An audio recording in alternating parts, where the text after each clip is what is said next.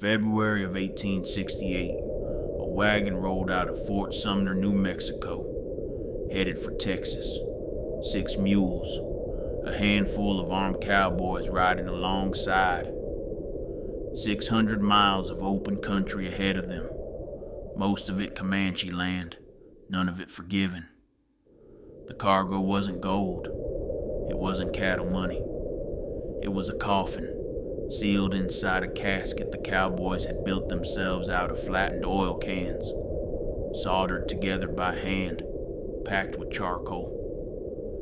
Inside was a man named Oliver Loving, and the reason that wagon was rolling at all was a promise. This is the story of the most famous handshake in the history of the West.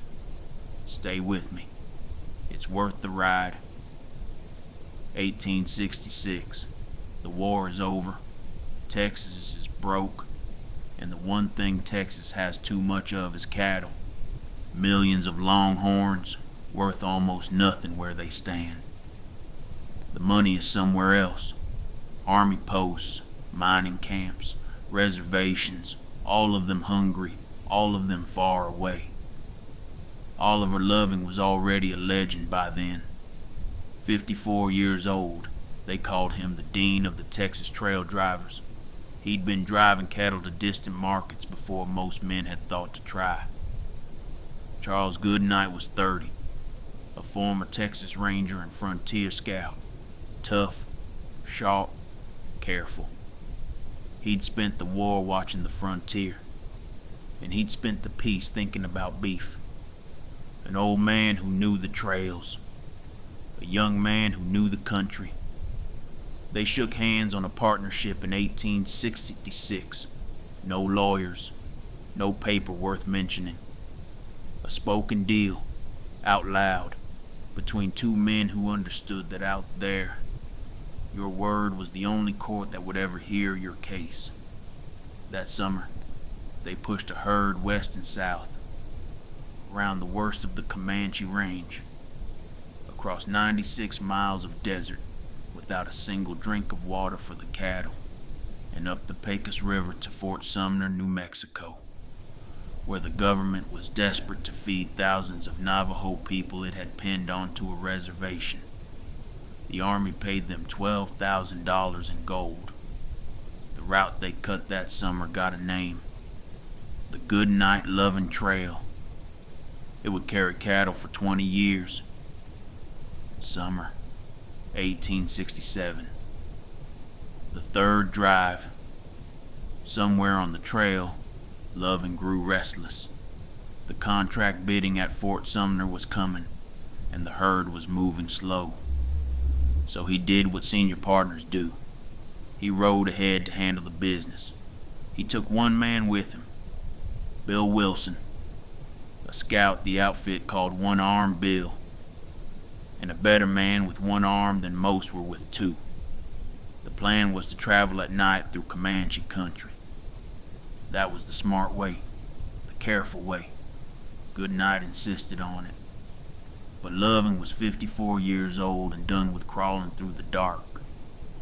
After a couple of nights, he decided daylight was worth the risk. It wasn't. At a bend of the Pecos River, the Comanche caught them in open country.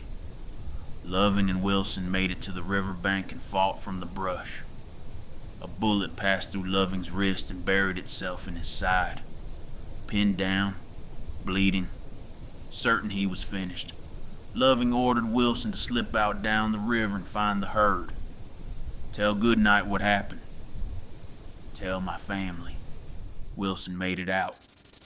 Barefoot, unarmed, half drowned, he walked the desert until the outfit found him. And Loving, the old man they'd left dying on the river bank, didn't die. He hid. He crawled. He went days without food.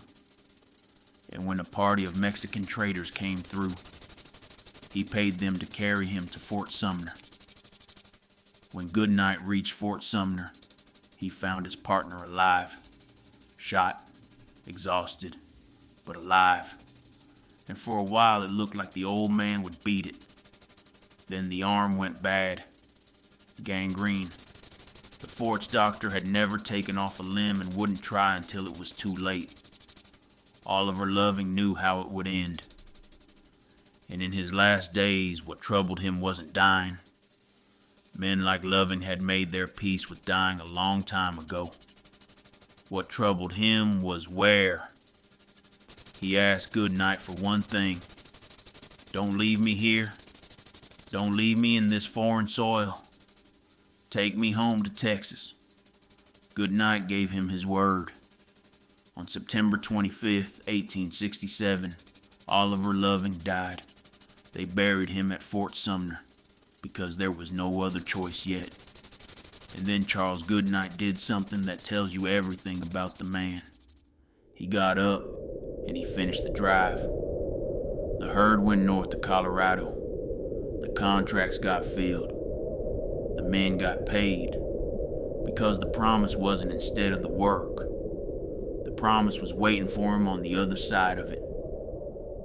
In February of 1868, Goodnight came back to Fort Sumner with a crew of his cowboys. Among them was Bose Icard, a black cowhand born enslaved in Mississippi, who Goodnight trusted with his money, his life, and now with this. There was no railroad. There was no undertaker. So the cowboys made one of themselves.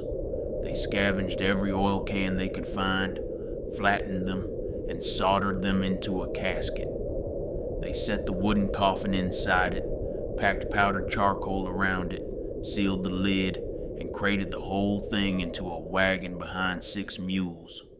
Then they drove a dead man 600 miles across the same country that had killed him, down the Pecos, across the desert, through the passes, every mile of it earned at a walk in winter, so that one old man could rest at home.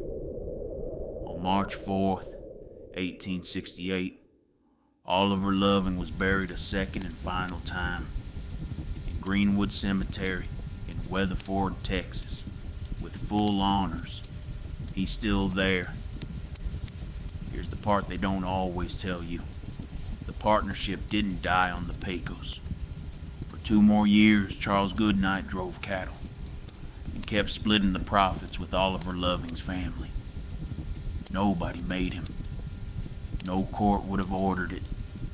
The man he'd shaken hands with was gone, and every dollar he sent was a dollar the law said he could keep. He sent it anyway, because the handshake didn't have an expiration date. A century later, a writer named Larry McMurtry turned this story into a novel you might have heard of. Lonesome Dove, Gus and Call, The Wound, The Promise, The Long Ride Home with a Body in a Wagon. People call it the greatest Western ever written.